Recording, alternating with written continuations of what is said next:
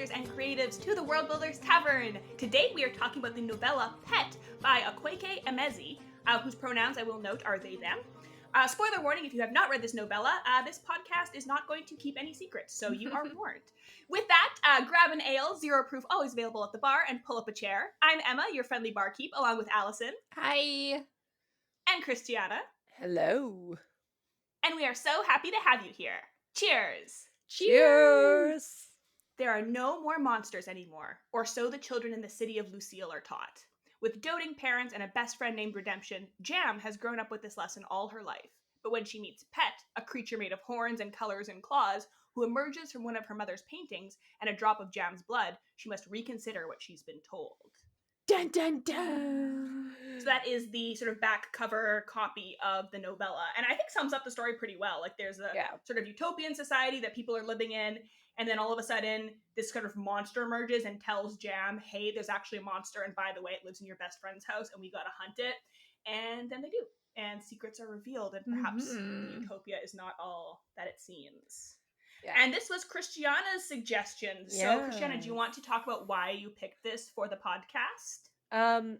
Okay, so there's a few reasons why this novella is like very, very near and dear to my heart. So first of all, as like a trans non-binary person, the idea of living in a world where that's not a big deal is already like very fascinating. But also like a little side note into my personal life, which I try not to do. My mother was head of the child abuse unit for the police in my city, and that's something that affected her very, very deeply.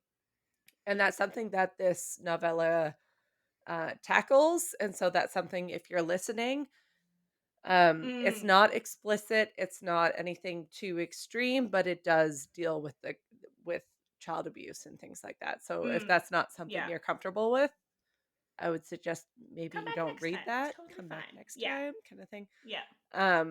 But yeah, I adore it so much. It like for me helped me understand my position in life, and like I also have a not super duper fantastic biological father kind of thing. So like for me it like really hit home in this idea of what is good and what isn't good, and what I think also it tackles this idea of like what parenthood looks like, and like what you take from your parents and what they say is true, and sometimes you just internalize that as the absolute truth when that's maybe not always the absolute truth, right? So like for me it was like a very emotional read, and like I really loved it.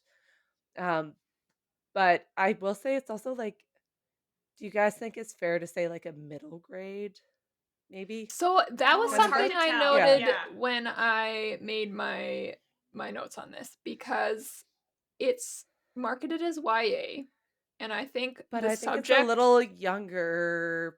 The subject is it's interesting because the subject matter is very at least YA because it's dealing with abuse. Yeah. And I feel like it's a little bit, I mean, I always say middle graders can handle more than you think they can. But I don't know. It's still a little bit maybe older subject matter. But I'm really curious. I wish we had the author on to ask them, because the protagonist, I think they're supposed to be 16. And I saw that you put that in the notes, and I was shocked because I definitely thought they were like 12 act like or 11, 11 or 12 maybe, and their thoughts and the way their parents treat them. Is it they them pronouns, or is it a she? I believe the character is she. The character is she. The author is they them. Yeah. Right. And something else. Just quickly for people who are listening, just to explain, because Christiana touched on it a bit, just for some context. So the character of Jam is a trans girl in the story, and also the monster in her best friend's house ends up being their like mentor, who is sexually abusing one of the boys in the household. So that's kind of the plot that gets uncovered. So just so everybody knows what the like. It's a pretty heavy, it's a pretty heavy topic for sure. So here's what I think may have happened. That the author wrote this character's 11 or 12, and their publisher was like, we want to market this to YA, so we're going to just change her age and change nothing else. So it reads oddly. Unless I'm mistaken, and they took, and I thought somewhere it said that she was 16, but it's been a while since I've read it. But I will also note that the main character, she is neurodivergent and largely nonverbal and uses sign language to which communicate. I loved. Which is like fantastic. And I just, like I said, like I really adore this story. I think it's so important. But yeah, like that could also be a contributing factor to some extent. Where it's like, I don't think so though. It's the way her, because even her internal thoughts, she's not dealing with teenage stuff. There's a point where like her dad picks her up and carries her or something, and I'm like, a 16-year-old me knowing one of my parents is gonna pick me. I don't know. Yeah. But that could also be a thing. Like if my mom picked me up at 16, I'd be thrilled. I'm a you know, big human being. I was like at least 6 feet tall at 16. So if my mom was physically able to carry me somewhere, I'd be like, holy shit, mom. Good job. You know, and I don't know, different culture, different. You know, but I did. But I will agree, it's a little hard to peg. That's the one thing I will say. It's a little difficult, and it could be that we're just like, maybe the three of us are not particularly part of that community and don't have that lived experience. But yes, I will say for the average, I say average, but for like a big portion of readers, it might feel a tiny bit disconnected. Jam feels young. It feels like a middle grade novel to me, except for the themes. So that was interesting. Exactly. Yeah. Well, and it's interesting because I mean, I think that those themes, like themes of abuse and stuff, are, I think, important to explore, especially because it can let kids know that something bad is happening to them if they don't know. Yeah, right? Because people who are abusing kids often, not always, but like if you come from a place where that's not talked about, then you don't know that it's wrong, and then sometimes it's like, oh, this is not supposed to be happening to me. But I don't know that the book never actually like spells it out. Like it doesn't talk about what's happening to Moss, who's the character who's being abused, in a way that you would pick up on unless you know what that is. Like I think it's kind of obliquely referenced as like, oh, he's doing something bad to him. And since we are adults, we're like, oh, we know what's happening.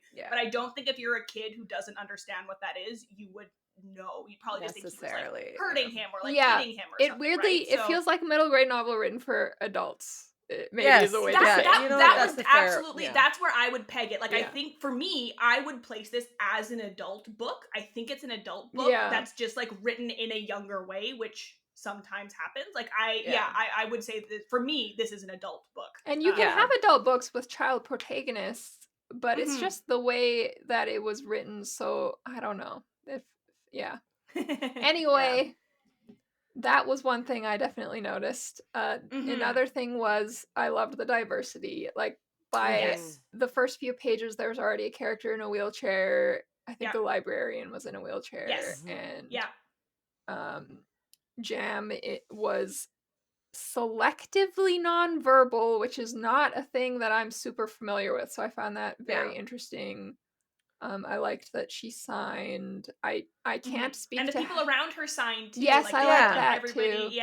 I can't speak to how well the author did that because I'm just not a part of those communities. So I liked that they tried and that they did it, regardless of how well it. Well, I think the author is like, I feel very defensive about the author for some reason. I think they did like a great job of like this idea of like what the world could be if the angels came together and made this world. I think they did a fantastic job of showing that, and I think they also did a fantastic job of showing, even if so in this story, the idea of angels like are actually real people. They're like people who are a part of the revolution. They're activists. They're people who are fighting against the prison system and against like sexism and transphobia and like all these things, right? So they're the angels. And I think they did a fantastic job. Like I really love Akwaeke and like everything they're doing. And I think they did a really good job of like representing like, okay, what could the world be if all these people came together? Even if all these people came together, there's still going to be monsters.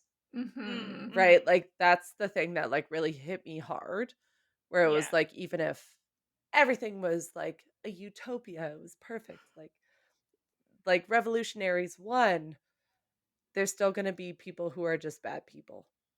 Yeah, I really appreciated the theme of the monsters are just harder to find now. And like we don't know how to recognize them anymore. Yeah. I do wonder, so now thinking about both of those things, I do wonder if maybe one of the reasons why Jam came across as younger is and this is very pertinent because we just talked about Fallout last episode, which is also dealing with like a utopia. I do wonder if it's kind of like a naivete utopia. I think that's sort of exactly thing, what it where is. Where it is like, this person's been raised with like no concept of evil. They talk about monsters, but they never really say what the monsters did. They don't know, right? So maybe it's some of that coming through. So I do wonder, because I do love, like one of the things that I loved about this world was the diversity and the fact that it really showed. I think that so often we think of a default person as being like a cis white male, and so your default character is a cis white male, and you have to have a reason to deviate from that, where it's like, well, they have to be a woman because, and it's like, or they have to be disabled because of this reason. And it's like, no, there is no default they just person. are. Like, they just exist. Yeah. And like so you can have a side, like it's never important to the plot that the librarian is in a wheelchair. Like it's not a plot point. They just are. That's just what their character is. That's perfectly fine. You don't have to have a reason to deviate from some like template character. Every character is a person, and people exist in all different like shapes and sizes and ability and colors. Like you don't have to like justify why your character is not a cis white male. Which I thought was really nice. It just really moved away from any kind of like default into just like they're all sorts of people. Like Redemption's parents are a 3 people, polyamorous, like which also like not really relevant like to the plot in that sense. Like there's no thing of like, but it's not a plot point reasons. Like I think that's a big thing. Like as like a non-binary and like disabled person kind of thing, like I never want that to be the focus of my personality, right? It's just a factor of my personality, in the same way that I love collecting bones and I love playing basketball if I have the joint strength kind of thing, right? Like it's just like a descriptor. It's not the descriptor. So and like it's so I really loved that about the world building, and just like because identity can be a plot point, like and I think especially for like your point of view characters, it's important. Like I think oftentimes because you need to think about how their identity interacts with the world. Like if you're writing from the point of view of a woman, usually that will be different from the point of view of a man because the world treats them differently. But it doesn't have to be. Like you can have characters that are diverse, and you should have characters that are diverse, and that's good, and it makes your book and your world much better, actually. Which is really nice. This novel is very different from the normal books that I read.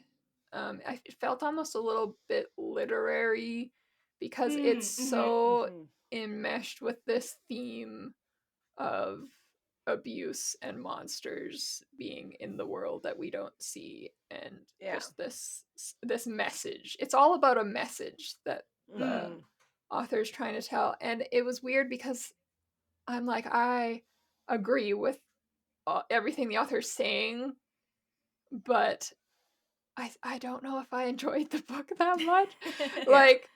I could see like a very conservative person hating this book because they disagree with everything the author said. I'm like, I agree with everything. Like, that all these people should just exist. Like all the disability and non-binary rep, I love it so much. But it was just so.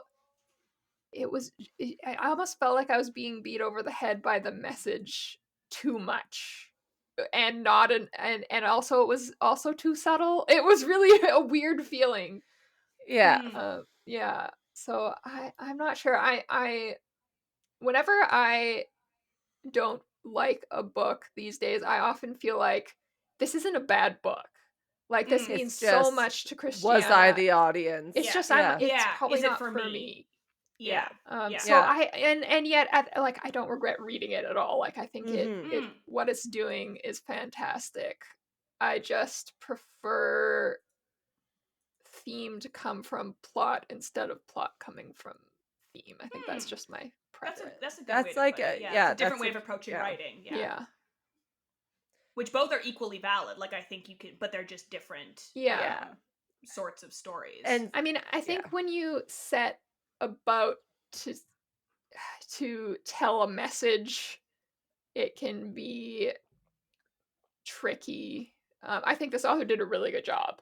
Yeah. But I you know, if you're going about, you're writing this book because you want to send this political or ideological message, it can be really hard because the story might suffer because of it. I think this author did great. So like if you want to write that kind of book, read this book as an example. It's a good example. Yeah. And I think like one of the things for me is it's a fantastic example of like, if you're like, they could have written this world with like no example of the real world, right? Like the fact that the angels ultimately were activists, were revolutionaries. Like the angels weren't like ethereal literal beings, angels. literal angels, right? They could have done that. They could have made it all a very ethereal, like very fantasy focused, but instead the angels in this world are real people fighting very real fights, right? And you could have made a world where it's like set on Nebula 42, where being trans was never an issue. It's not set on Mars. It's not, you know what I mean? But it was a very, very conscious choice of saying this world could be better.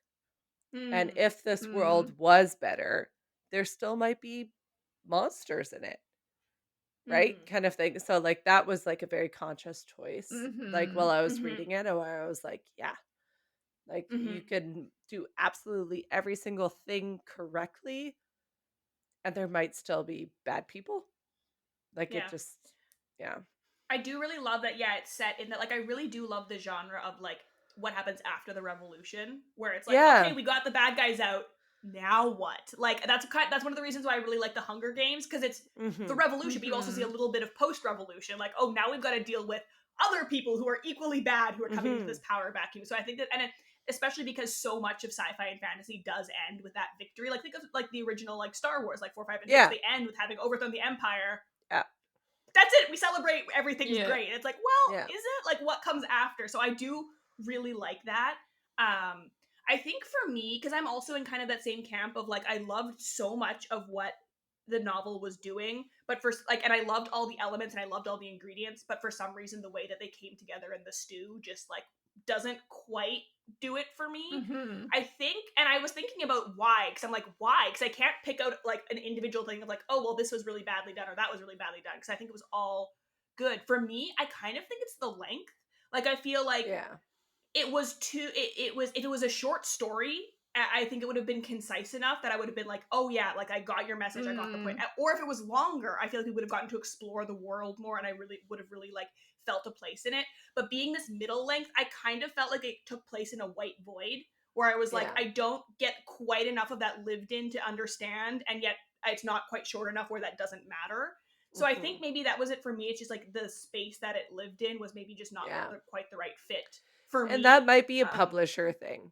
Right. That could very well. Yeah, she maybe I'm so sorry. They may have gone to the publisher and said, "Hey, here's my short story," and the publisher's like, "We don't submit short stories. Like, you gotta." Or it could have been like longer. A more involved novel, it being cut down too.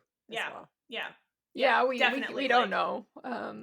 But one of my favorite things about the novella was actually the character of Pet. I loved Pet was amazing. I loved Pet. They're so him. Creepy. So he's this the monster that comes out of Jam's mom's painting, and is hunting some evil, and we don't know what it is. And then eventually we realize it's an abusive uncle, and I just and love like a chicken, sort of with like horns. Yeah, and like kind of like almost like a dinosaur. Yeah, very creepy. Like it's horrific. Like goat legs and claws, your and stereotypical like, monster. Yeah, he was just so based like, off of the biblically accurate depiction of angels. Yeah, he was so like dry humor, like not trying to be funny, but just like we're hunting this thing, and just like so focused on his mission, and like but willing to listen to Jam sometimes.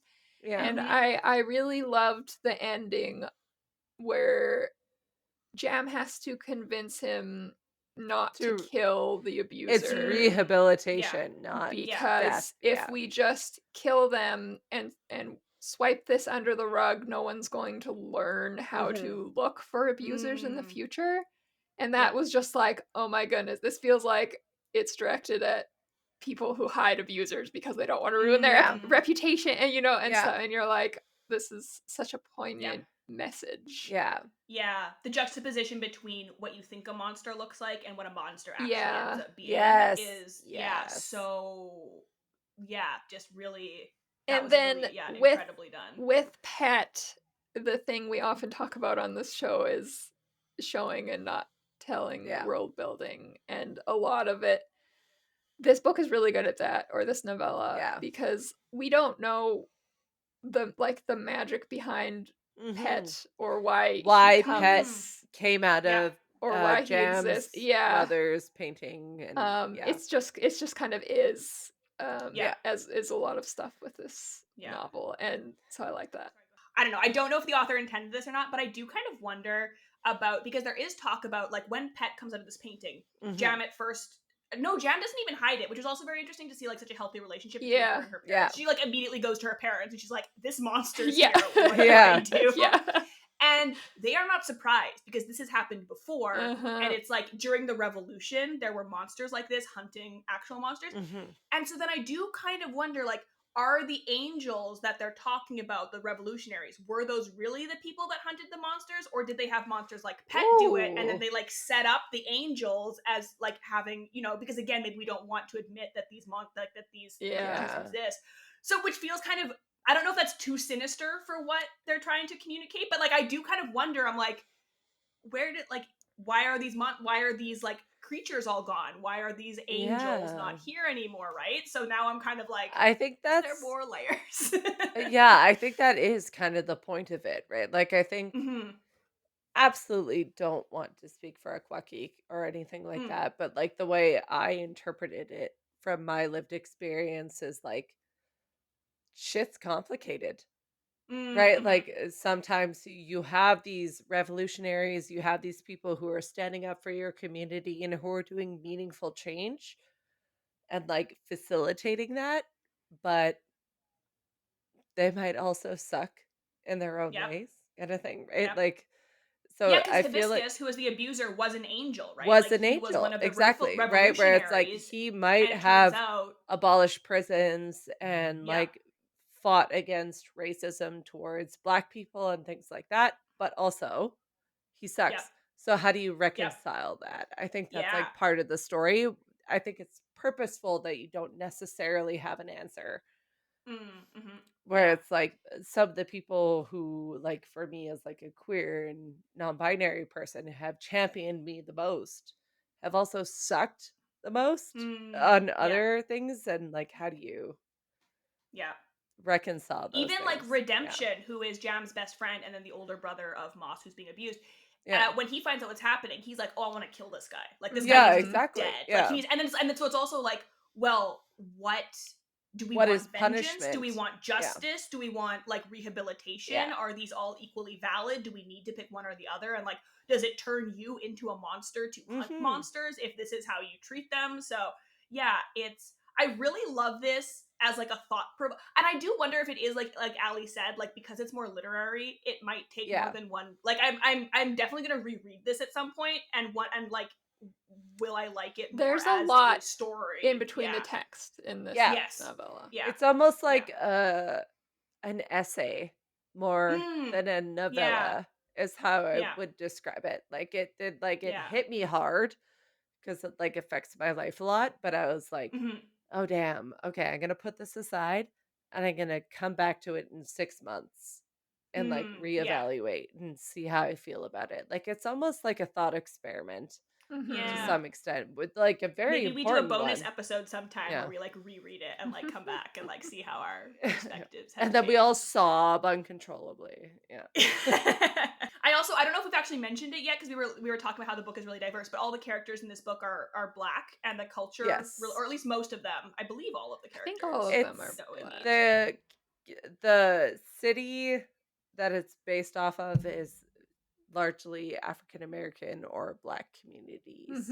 Yeah. So and there's a lot of like cultural elements that come through, like they're talking about like the food that Jam's father is making, and I really love that. Like, I love little details that really make the world feel lived in, and then also like represent culture in a really authentic way, which was just really lovely and like nice to experience as a reader. It's like, oh, I like seeing this little peek into your world, into your life, into what these characters are doing, which is really nice.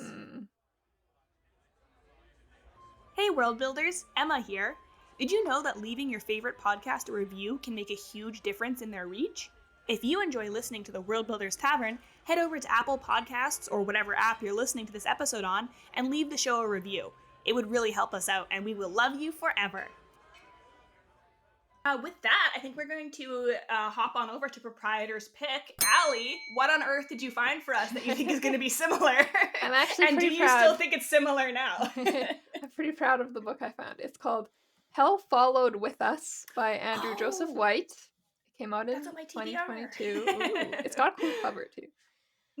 This book is about 16-year-old trans boy Benji, who is on the run from the cult that raised him, the fundamentalist sect that unleashed Armageddon and decimated the world's population. Desperately, he searches for a place where the cult can't get their hands on him, or more importantly, on the bioweapon that they infected him with. But when cornered by monsters born from the destruction, Benji is rescued by a group of teens from the local LGBTQ plus center. Their leader, Nick, is gorgeous, autistic, and a deadly shot, and he knows Benji's darkest secret. The cult's bioweapon is mutating him into a monster deadly enough to wipe humanity from the earth once and for all. Wow, bravo! That is like definitely right up my alley, but also you got everything. Yeah. I think this book sounds. Cool. I was actually trying. So cool. I was actually trying to find a TV show or movie. I was going to start trying to do the opposite of books, because this is already a book, and I'm like, I couldn't find anything. But I found this book, specific niche. Which also feels a little bit Fallout-y from our last episode. But I've been hearing really good things about that one. That's on my like to be read. And I also didn't realize another book by Akwaeke is on my to be read list, which is You Made a Fool of Death with Your Baby, which I've been hearing really good things about. Read it. It'll yes. And now I'm like, okay, let me see what else they've done, because this is cool, so. Like they, by and large, is like every time I read one of their books, I like have to like lay down with a cloth over my face on my couch and like cry a little bit. It's so good. It's so good. So important. Yeah. Awesome. Okay, well, I will have to read that one sooner rather than later. And then Hell Followed With Us is also going to rocket to the top of my list. I say this every time, but like truly, this podcast just makes my to be read list. Yeah, I know. Which is a problem, but a great problem to have. And of course, this would not be the World Builders Tavern if we did not have last calls. So let's talk about concluding questions and thoughts from the world of pet that our listeners can apply to their own world building. Christiana, as the champion of this book and selector of it, thank you so much for getting us to read it. And what do you think our listeners, what are you inspired by, particularly in the world building? Everything. Akwaeke is the heart of my heart. But my question is, does your story need the current rules of society to exist? Do women and trans folks have to be oppressed? Or is that just what you're used to? Like, does the story actually require it? I think of this a lot when reading like grim, dark stories and things like that. Like, does it actually serve a purpose? In this story, even though it's kind of in a utopia, the history of that oppression is what gives the story like its legs, so to speak, right? So if you're like creating a story that exists on like Nebula 42, whatever, do you have to do it? or is it just what you're used to? Mm-hmm. So there are some moments where like that kind of level of oppression and like degradation of certain communities like does actually play a really important role and like have a really important plot point to the story of liberation.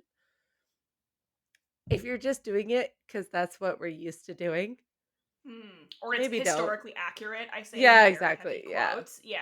Yeah. You So maybe it's need a like, better reason than that sometimes. yeah, exactly. If that's just what you're kind of used to, you don't have to. Especially, I would say, if you're not a member of those oppressed groups. Exactly. Yeah. It's always like, it's always harder almost when like you're reading something that's like very sexist. I speak from like my experience as a woman, which is like if you're reading something very sexist, it's like it also comes across differently when it's written by somebody of my same group, of that oppressed group, than when someone who's not part of where it is it's like reading it. a I'm just like, story of liberation versus a story of, yeah, oh, we've always hated this group. So even in this yeah, bizarre world, in an entirely different world, we'll just keep hating them. I'm like, yeah, that sucks. Like, pick yeah, something else. So, yeah. Mm-hmm. yeah. Definitely, like, and again, like Christiana said, not to say you can't do it, but Yeah. think about it. Don't just do it as a default. Think Yeah. about it and think, is it necessary? And if it is, great, that's fine. Yeah. Get some sensitivity readers, but that's you can include whatever you want. But if it's not necessary, then maybe don't include it, because then we don't need it. Yeah. Yeah. Allie, what about you? What have you taken away from Pet that you think is useful for people for world building? Slightly related to what Christiana just said.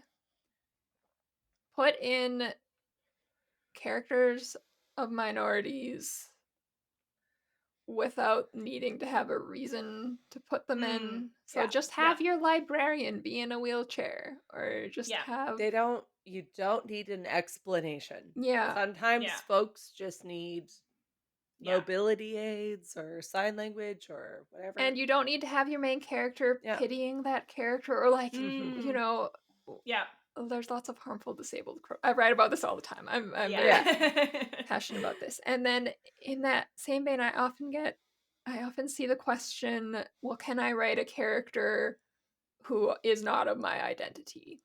And this question gets really complicated when you're talking about your protagonist that you're writing from their perspective, because if you're writing a story where the protagonist is a Black trans person dealing with being Black and trans in our world, and you're neither Black nor trans, that's probably not a story that you want to tell. That is better told by someone else. But if you are just writing a fantasy world and you're populating this world with other characters, they can be Black, they can be trans, they can be disabled. Just really make your character cast first. Diverse. Yeah, right. Like the whole point of the character isn't that they use a mobility aid or that they're part of insert community. They're a character first. Yeah, right? And I mean the librarian in Pet is briefly mentioned once and then never brought up again. So she's, I think it was I can't remember if it was a woman or man. I think it was. Maybe it was a man. I don't remember.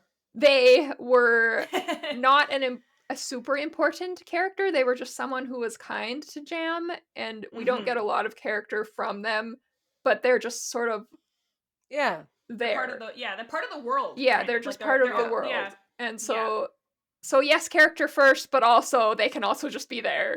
And exist. That's my advice. Yeah, I was gonna do something similar with that. Yeah, like move away from like your default character and thinking that you need to like have a reason to move away from that. But Allie stole it. I need to start going first. I need to ask myself first, and then get you folks to go. What I would say is, so this is like taking from a point that Christiana made earlier, talking about how this is our world but different. Like it wasn't set on Mars, and I think that is a really good way of doing kind of world building in general. Like if you're doing something that's more sort of, message first and then plot secondary, then of course, like, because you need to figure out, well, what is my message, and then obviously that's going to inform it. But then also, even if you're doing a non-message centered story, that's still a great way to come up with world building. And I know we've been talking about our previous episode a lot because we just filmed it. We like batch record these, but that's also what happens in Fallout. Like, it's our world, but there was this change where it was kind of like retro-futuristic, and then there was a nuclear bomb, and that changed things. In this one, it's our world, but there was a revolution that got rid of all the bad people, so we think, and that's a utopia.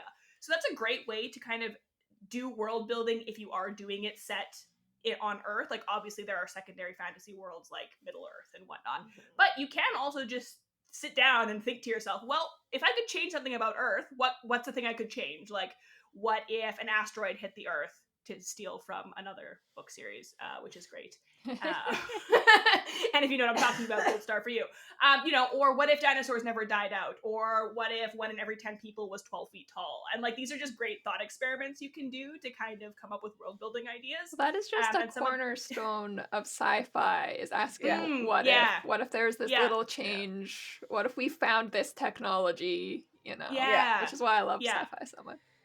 Yeah. So I'd really like, if you're stuck on world building, if you're not entirely sure what you want to do with your world, just like blue what sky could you change about this one, right? Yeah. In this one, like, and basically also discrimination isn't a thing. Yes, exactly. Not all changes have to be bad. Like, we really often slide towards like, what if everything was horrible? But then you could also do like, what if everything was good? It was great. Like, that's what, and there's always still going to be, conflict and friction in the world, just based on what we know of people. So like, where is that found in this good world? Where is that found? Can be a great world building tool. So yeah, I really like that there's so much to talk about with this book. For such a short book, there's like so much to like dive into, which is really cool. Yes, I'm definitely gonna have to read it again. I'm actually like looking forward, maybe next year I'll read it, like a year from now, and like see what comes out the second time. But unfortunately, we do have to close. We would love to keep talking forever, and we will actually on After Hours. So if you cannot bear the thought of not hearing us until our next main feed episode, head on over to Patreon, patreon.com/worldbuilderstavern, for access to our bonus After Hours shows. You can also connect with us on Twitter at WBTavernPod, TikTok at WorldBuildersTavern, and Discord, the World Builders Tavern. We would love to stay longer right now, but, the floors are not going to mop themselves. So, we hope to serve you here again soon, but until next time, scram! Bye! Get out of here!